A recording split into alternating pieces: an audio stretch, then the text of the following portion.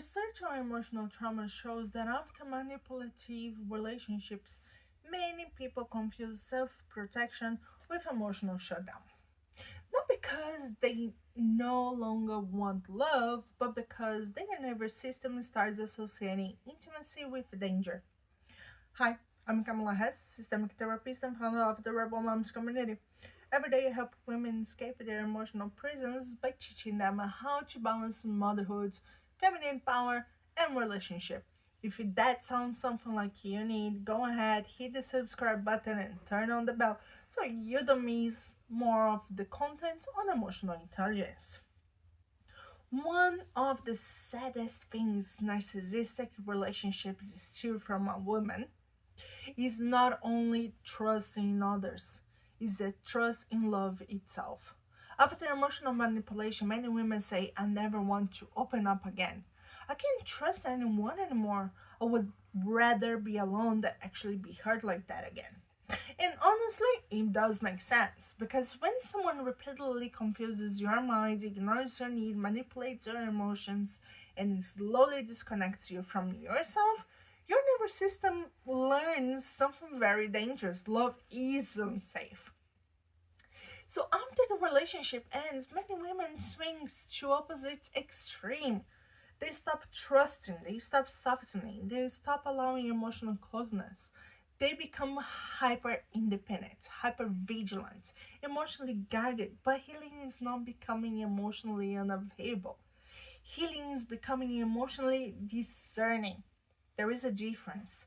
Closing your heart completely may protect you from pain temporarily, but it also blocks intimacy, connection, and a healthy love.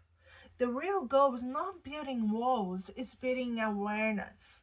Because narcissistic dynamics often enters through emotional blindness, not emotional openness. Many women were never taught how to recognize emotional inconsistency early. They were taught to over empathize, to give endless chances, to ignore intuition, to see the good in everyone. And this is why boundaries become essential after manipulation. Not harshness, boundaries. And health boundaries allow loving slowly instead of blindly. They allow observation before attachment. They allow you to notice patterns instead of falling in love with potential. Because healthy love does not rush intimacy, does not pressure vulnerability, does not punish boundaries. And one of the biggest signs you are healing is you stop being impressed by intensity. Narcissistic dynamics often feel exciting in the beginning because they create this emotional acceleration, the fast connection, the fast attachment, the fast emotional dependency. But health people create safety before intensity, consistency before promise, trust before emotional fusion. And all of this can feel unfamiliar at first, yes, especially if your nervous system learned to associate chaos with chemistry. So protecting yourself from narcissists is not about becoming cold, it's about slowing down enough to see clearly. Can this person handle accountability? Can they tolerate boundaries? Can they respect your individuality? Can they stay emotionally consistent over time? And here is the most important thing, the most important truth of them all. You do not heal by avoiding love forever.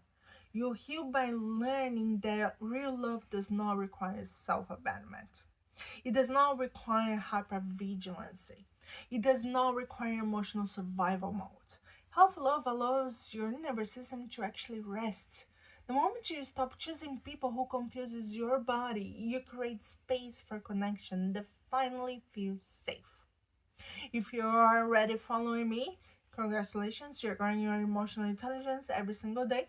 And if you're not, you might not see me again. So follow now and make my emotional maturity a lifestyle. Comment below, emotional intelligence is my rebellion, and send this to a woman who is afraid to love again after emotional manipulation.